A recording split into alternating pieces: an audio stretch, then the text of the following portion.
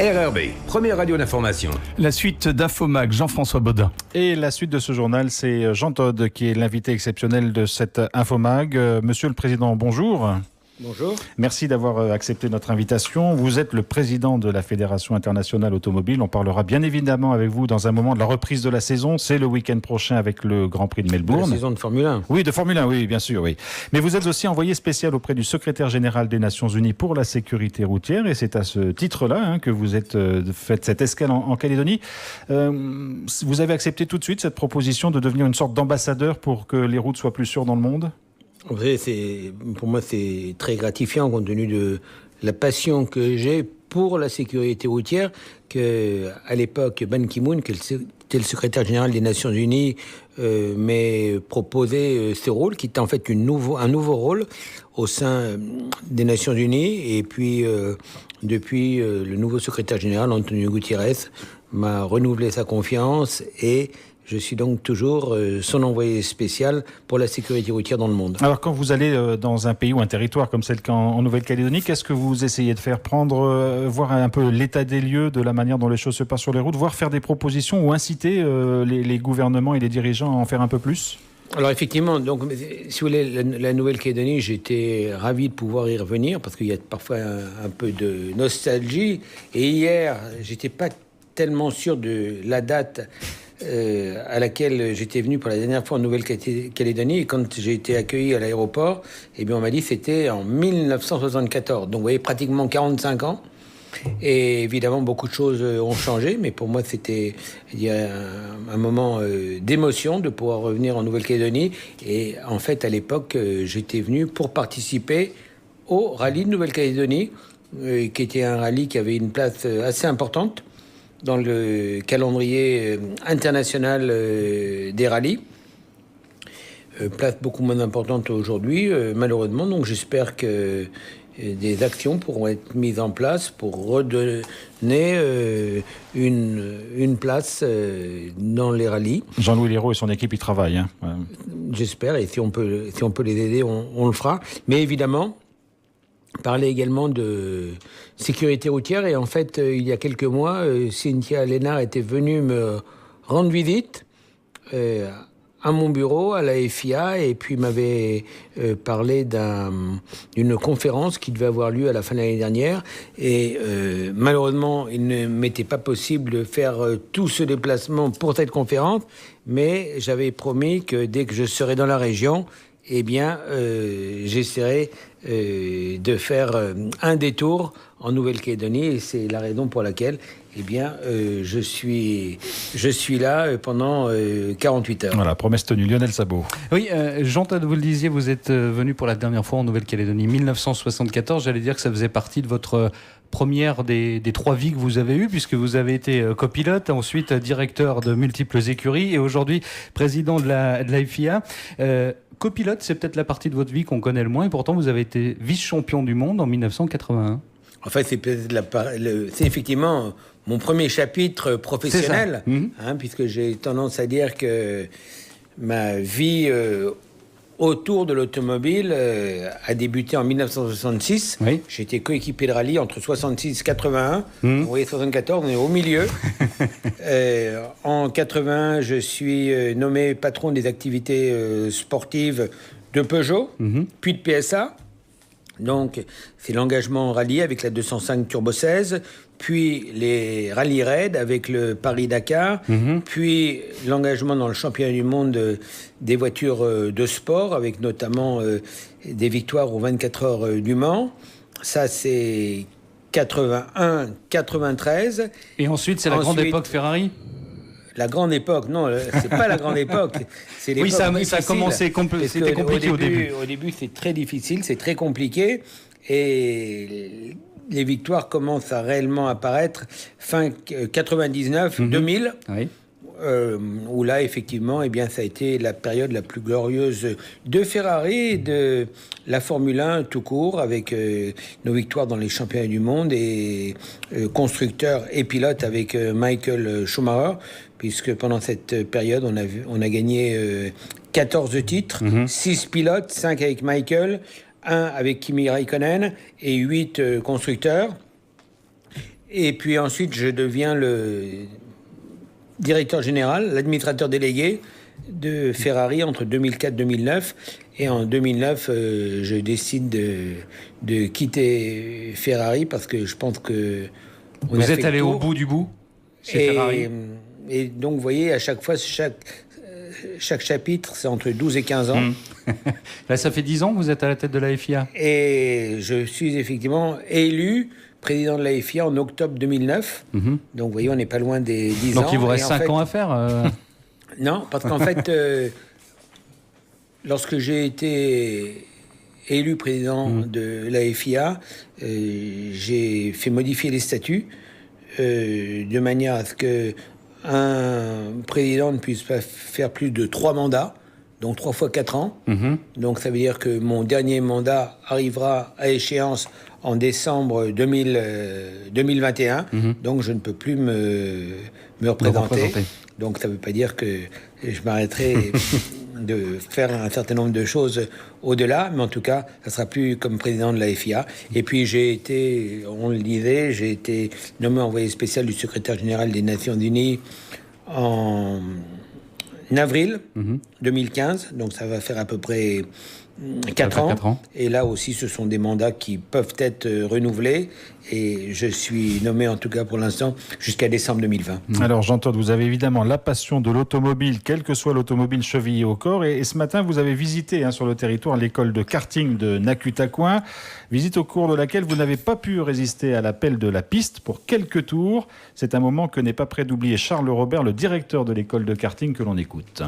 C'est un honneur extraordinaire, mais il est loin d'être mon chou, moi je vous le dis. Parce qu'il ne connaît pas les trajectoires, il ne connaît pas le kart, mais nickel. Vraiment, c'est surprenant? Non. Parce que c'est un ancien champion, il ne faut pas l'oublier.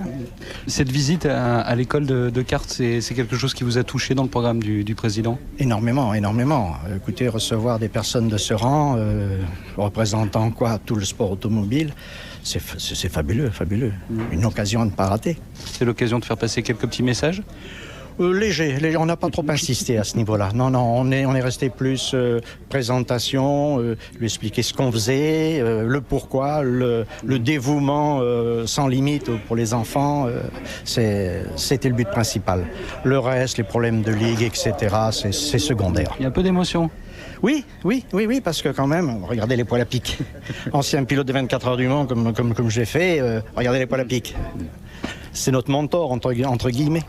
Voilà, Robert Chadès, le directeur de l'école de karting de Nakutaquin que vous avez visité ce matin, Jean-Todt. Voilà, vous êtes un modèle pour beaucoup de monde dans le sport automobile. Votre carrière est exemplaire. Vous avez atteint les plus gros sommets. Vous sentez que vous avez une mission finalement quand vous vous déplacez sur le terrain comme ça à la rencontre des gens? Je vous avoue que c'est toujours gratifiant de voir une gentillesse, de voir une certaine émotion, de voir une certaine admiration par rapport à la carrière que je fais. Et dans ma vie quotidienne, franchement, je ne m'en rends pas compte. Je m'en rends pas compte parce que, pour moi, d'ailleurs, c'est quelque chose qui parfois est un peu douloureux. Je ne regarde pas ce que j'ai fait, mais je regarde ce qui reste à faire. Je devrais faire. Donc, d'une certaine manière, c'est un bon moyen pour garder les pieds sur terre, pour se rendre compte d'un côté d'une certaine chance que je me suis procurée, d'une certaine gratification, mais surtout de me dire qu'il est arrivé le moment de donner quelque chose en retour. Et ça, c'est quelque chose que j'essaie de faire depuis maintenant un certain nombre d'années, pas uniquement à travers mon rôle au sein de la FIA, mais je vois par exemple, je suis le vice-président de l'ICM, l'Institut du cerveau et de la moelle épinière, qui est basé à Paris, dans l'hôpital le plus important en France, qui doit être connu par vous aussi, qui s'appelle l'hôpital de la Pitié-Salpêtrière. Et nous avons, avec un groupe d'amis, avec Gérard Saillant, qui est l'ancien doyen de la Pitié-Salpêtrière et qui est un grand chirurgien orthopédiste, donc qui a soigné beaucoup de sportifs, et qui continue à suivre beaucoup de sportifs et qui est aujourd'hui également le président de la commission médicale de la FIA. Donc on a lancé ce projet aujourd'hui avec 700 chercheurs qui participent à la recherche d'un élément inconnu qui est le cerveau.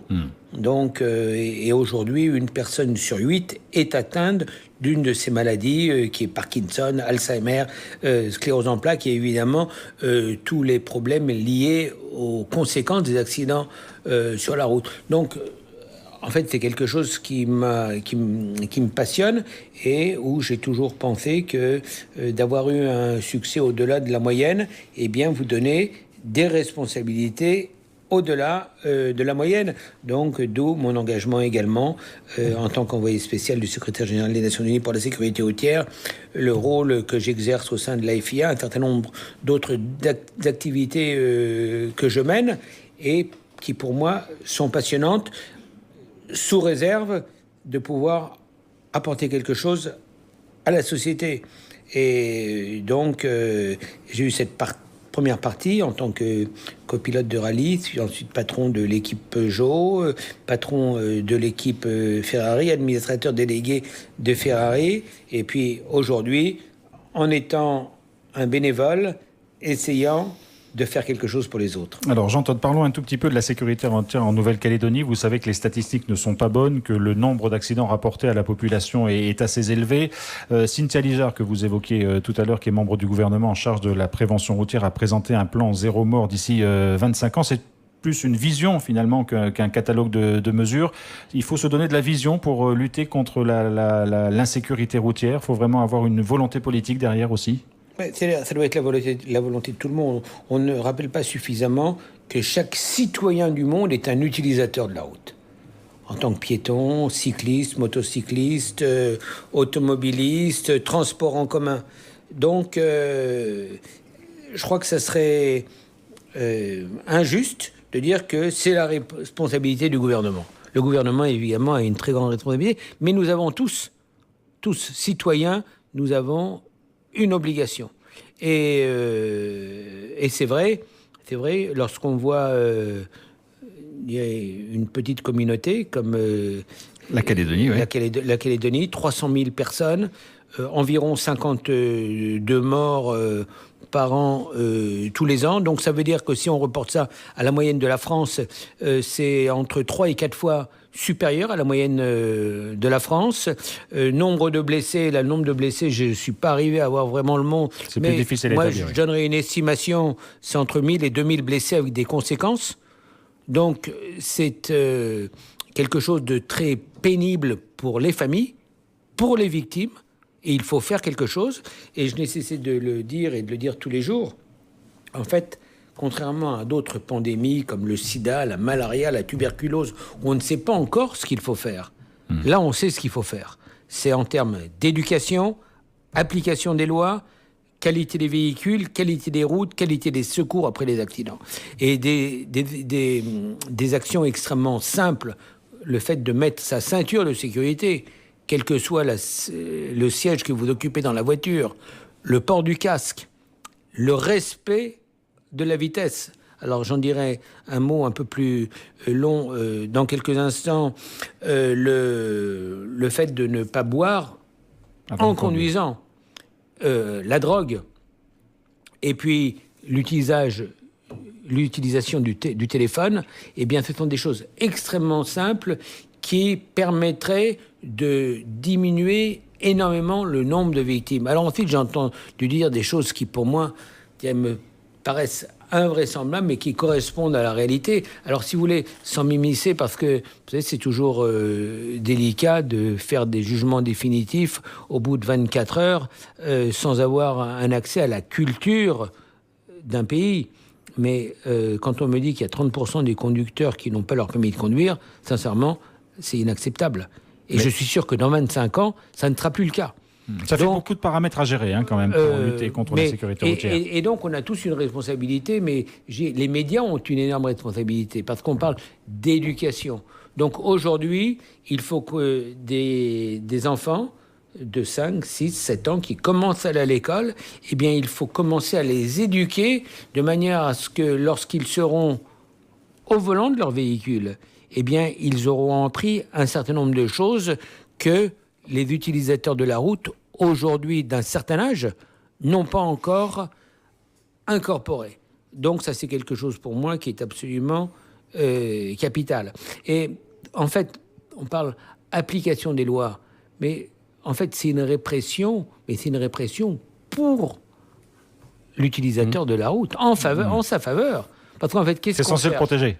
On veut qu'il soit protégé. On ne veut pas qu'il soit blessé, on ne veut pas qu'il ne meure. Donc là, chacun doit le comprendre.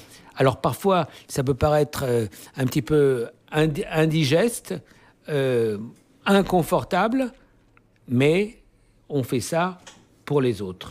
Un mot, Jean-Claude, vous vouliez parler du respect de la limitation de vitesse, c'est capital. Souvent, on dit, mais comment, vous, votre carrière, c'est autour de la vitesse, ce qui est vrai. Oui, mais en circuit. Mais dans des endroits qui sont protégés, dans des endroits qui sont contrôlés. Quand vous voyez ce qui s'est passé en Formule 1, eh bien, il y a 50 ans, jusqu'aux années 90 à peu près, il y avait tous les ans entre 2 et 4 morts. Ce qui veut dire que 20% des pilotes savaient qu'ils allaient commencer la saison et qu'ils n'allaient pas la terminer.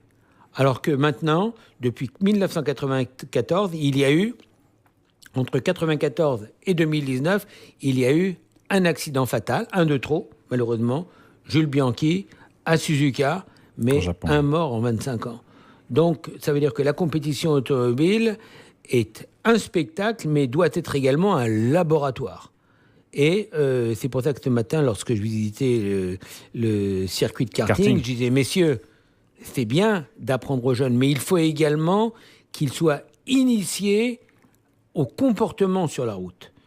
Et en fait, le fait de conduire un karting, c'est formidable, c'est amusant, c'est motivant, mais ça doit être également éducatif.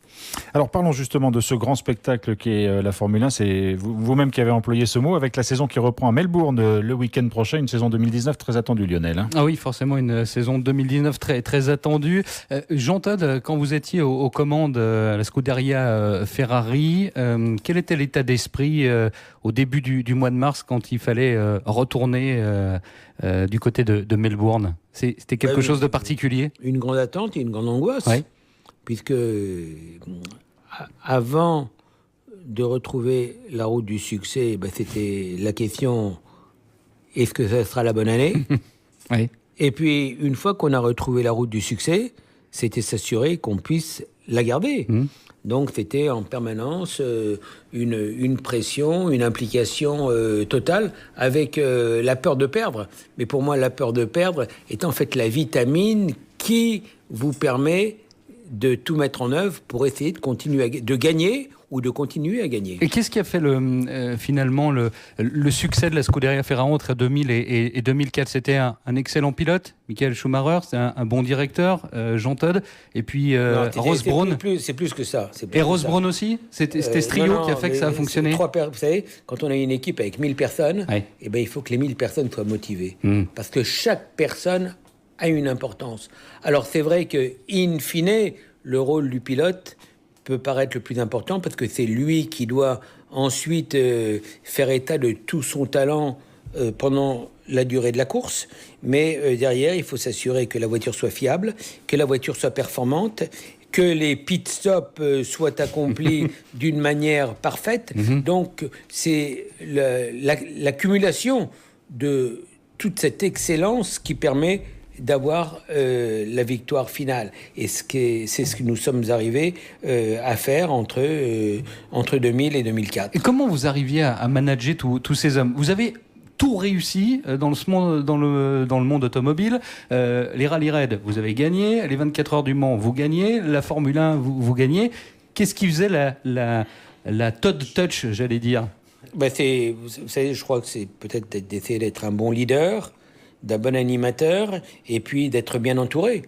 Et j'ai tout le temps dit que tout seul, j'aurais absolument rien obtenu, mais par contre, j'étais capable de mettre en place une équipe avec les meilleurs, et puis de coordonner l'orchestre de manière à avoir une belle symphonie. Il y a des moments où il faut prendre aussi des décisions un peu radicales. Vous vous souvenez, 1989, sur le Dakar, la pièce ? Oui, je m'en souviens, mais enfin, si vous voulez, en fait, il y a eu, dans ma carrière, il y a eu un certain nombre d'éléments médiatiques qui ont marqué, qui pour moi, franchement, m'ont pas vraiment marqué, parce que je considérais que je le faisais, que c'était pour l'équipe, pour le bien de l'équipe, Et là aussi, en matière de sécurité, vous me parlez de la pièce du Dakar, on avait 2 pilotes qui avaient 3 heures d'avance sur le 3e. Vatanen et X, qui se s'entre-déchiraient à haute vitesse sur des routes extrêmement difficiles. Et je les voyais souffrir. Et à un moment donné, j'ai voulu que cette souffrance et que ce risque s'arrête. Et il fallait trouver un moyen pour les départager. Alors peut-être qu'en matière de communication, ça n'a pas été communiqué de la meilleure manière. Mais en tout cas, le fait de décider qu'il fallait arrêter cette compétition qui était devenue inutile pour le bien de l'équipe, eh bien, c'était quelque chose qu'il fallait faire. Mais peut-être qu'on pouvait apprendre à mieux communiquer. Il y a eu aussi le Grand Prix d'Autriche avec Michael Schumacher et Ruben Barrichello, je crois que c'était en 2002, où là aussi, eh bien... oui, vous avez pris la décision, vous avez dit à Rubinho de laisser passer Michael. Ce qui était prévu. Donc, tout ceci, en fait, c'est l'écume de toutes ces histoires. C'est pas quelque chose pour lequel je garde une grande mémoire, parce que si c'était à refaire, je le referais. Peut-être en appliquant une communication différente, mais ce qui reste justement, c'est les succès qu'on a pu avoir et la qualité des équipes que j'ai menées et l'état d'esprit qui existe également dans ces équipes. Et aujourd'hui, j'avoue que souvent, je suis touché quand je revois des gens avec qui je travaillais chez Peugeot qui ont les larmes aux yeux quand on parle de ces souvenirs, ou chez Ferrari. Donc j'espère que quand j'arrêterai cette période au sein de la FIA, ça pourra laisser d'aussi bons souvenirs. Vous êtes le président de la FIA, c'est-à-dire que vous occupez de la Formule 1, du rallye, de la Formule E également. Il y a quand même un petit attachement particulier à la Formule 1, Jean-Todt ? Alors, je veux dire que c'est probablement la Formule 1 qui me fait le plus vibrer. Ouais. Parce que je considère que c'est la discipline phare du sport automobile. Mais vous voyez, hier, j'étais à Nouméa et je cherchais un endroit d'où je pouvais voir la course de Formule 1 à Hong Kong. Et finalement, je me suis retrouvé avec mon computer. C'était le seul moyen pour voir la course. Et puis, toutes les heures, j'attendais avec impatience le résultat des épreuves spéciales au rallye du Mexique, qui a d'ailleurs été gagné par Sébastien Ogier, Julien Ingressia et Citroën. Et puis là, j'ai pas encore le résultat de la course d'endurance à Sebring, mais j'attends ça avec impatience. Jean-Todt, pour les passionnés de Formule 1, on l'a dit, vous l'avez dit vous-même, ils vibrent évidemment à chaque saison de Formule 1. Pour ceux qui sont un peu plus loin, qui aiment bien ça, il y a des reproches qui sont faits régulièrement. Il y a moins de spectacles qu'avant, c'est devenu très technique, il y a moins de dépassements sur les pistes, etc. Est-ce que c'est des critères que vous prenez en compte aussi dans la notion de spectacle en Formule 1 ? Alors, évidemment, tout ce qu'on peut améliorer, on essaye de le faire. Mais cela étant, vous savez, souvent les gens ont une courte mémoire. En fait, le problème des dépassements en Formule 1, c'est un problème qui existe depuis des décennies. Et d'ailleurs, il y a une logique. Et on passe 3 jours pour essayer de mettre les voitures qui sont les plus rapides devant. Donc pourquoi est-ce qu'on voudrait avoir beaucoup de déplacements le jour de la course ? Ensuite, on sait très bien qu'avec l'aérodynamique, c'est d'ailleurs la raison pour laquelle on a essayé d'améliorer l'aérodynamique des voitures pour essayer de faciliter les déplacements. Donc ça, l'avenir proche va nous dire si c'est quelque chose qu'on a réussi à améliorer. Et ensuite, on parle d'une baisse d'audience à la télévision. Alors, on est passé d'une télévision claire à une télévision à péage dans beaucoup de pays. Ouais, c'est Canal qui a les droits de retransmission. Là, c'est évident qu'il y a moins de personnes qui achètent un abonnement que de personnes qui regardent la télévision en clair. Et puis là aussi, je parlais tout à l'heure de l'accès aux compétitions automobiles à travers l'iPad. Eh bien, il y a beaucoup de gens qui suivent maintenant à travers l'iPad, à travers l'iPhone. Donc, disons qu'il y a beaucoup plus de possibilités pour suivre le sport en général, pas uniquement les compétitions automobiles, à travers des moyens de communication plus nouveaux. Jean-Todt, vous suivez particulièrement les pilotes français en Formule 1. Vous avez un œil bienveillant à leur égard ?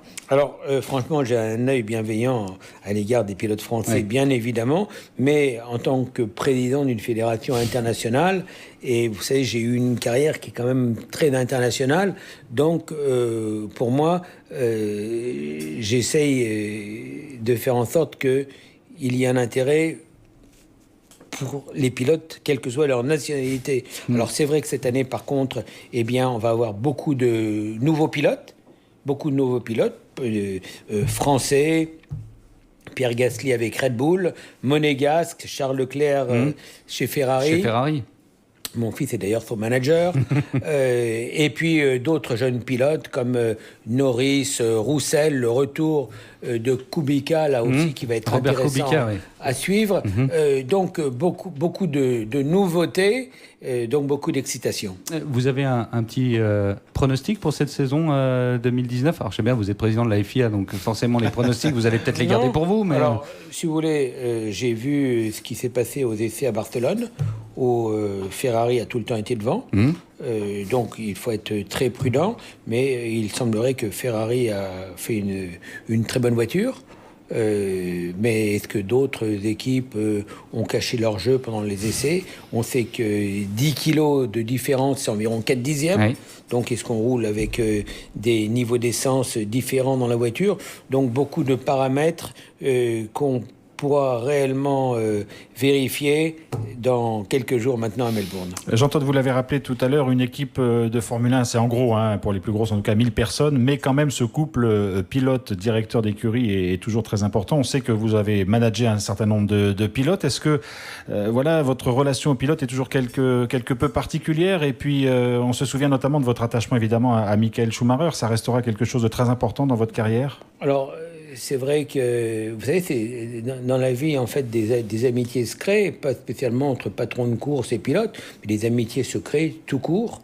Et il s'est créé une amitié très forte entre Michael Schumacher et moi-même. Donc on sait malheureusement que Michael a été victime d'un très grave accident, il y a maintenant un peu plus de 5 ans, un accident en faisant du ski, et qu'il est dans une période où il doit toujours récupérer. Et vous savez que je suis toujours très prudent lorsque je parle de ça, parce que je considère que c'est quelque chose qui est sa vie privée, il appartient à sa famille de rester proche de lui. Mais en ce qui me concerne, je suis très proche de lui et de sa famille. Je ne vous donnerai pas des nouvelles de Michael Schumacher alors. Il continue à se battre. Jean-Todt, allez, pour dernière question, cette édition 2019 du championnat du monde de Formule 1, quel est l'enjeu principal pour vous cette année ? Qu'est-ce que vous allez surveiller de particulier ? Qu'est-ce qui vous semble important ? S'assurer que les décisions qui ont été prises sont les bonnes décisions, et puis également penser à 2021, puisque vous savez qu'il y a ce qui s'appelle l'accord Concorde, qui est un accord à durée déterminée entre le directeur des droits commerciaux, la Formule 1, la FIA, le pouvoir sportif, et les équipes. Donc cet accord arrive à échéance en 2021. Donc on est en train de travailler sur ce que sera la Formule 1 au-delà de 2021. J'entends, on aimerait vous garder encore longtemps, mais on a toujours une dernière question pour vous. Alors cette fois-ci, c'est la dernière question. Celle-ci, elle est beaucoup plus technique, Jean-Todt. Vous confirmez un point de plus au championnat du monde pour le pilote qui fera le meilleur tour en course s'il est dans les 10 premiers. Alors, c'est dans les tuyaux et ça doit être validé. C'est quelque chose c'est une possibilité. Oui. C'est une possibilité et je n'ai pas la réponse. Personnellement, je suis favorable, mais donc il y a un processus qui doit passer à travers le groupe stratégique, la commission de Formule 1. Il faut qu'il y ait un vote qui soit unanime et on est pour l'instant à cette étape. Cette saison, elle sera importante aussi, Jean-Todt, parce qu'on verra le 1000e Grand Prix de Formule 1, ce sera en Chine. Effectivement. C'est pas rien. Hein. Mi-avril, on va fêter le 1000e Grand Prix de Formule 1. Hier, on a fêté à Hong Kong le 50e Grand Prix de Formule E. Et là, donc, 1000e Grand Prix de Formule 1 et j'aurai le plaisir d'y être. Jean-Todt, un grand merci d'avoir été avec nous et d'être venu sur ce plateau. On vous souhaite un bon séjour en Calédonie, en espérant que vous ne mettiez pas 45 ans pour revenir et vous arrêter à nouveau à Radio Rythme Bleu. Et puis on vous souhaite une belle saison de Formule 1 aussi avec vos équipes. C'est gentil, merci. Merci à vous.